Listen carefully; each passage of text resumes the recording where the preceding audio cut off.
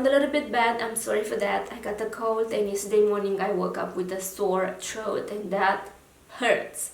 That's annoying, I'm sorry. So I wanted to step out of my shitty mood today, and I wanted to be a little bit creative, and I created this makeup look. I used again the Tati Beauty eyeshadow palette. I really like this one, and I'm wearing lenses, like colored lenses, and I gotta be honest, I can't see with them because everything is so blurry. I think I have small eyes, and the lenses are a little bit too large for my eyes because they keep going like on the sides of my eyeballs, of my pupils. Yeah, you know what I'm trying to say, right? So everything is kind of blurry. I can't wait to wrap this video so I can take them down.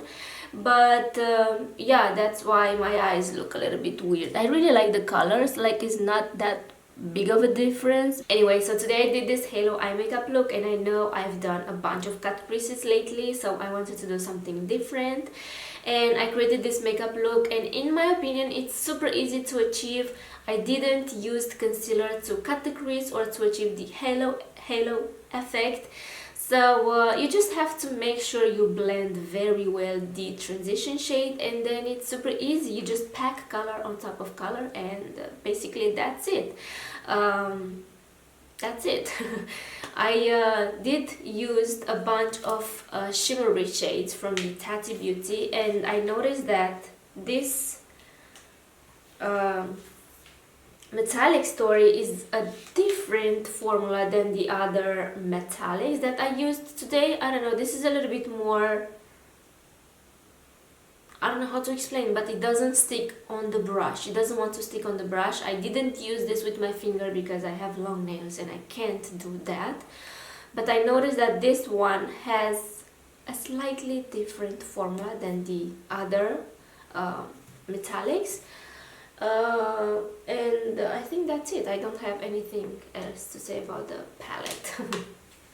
So yeah guys, if you want to see how I created this makeup look, then keep on watching.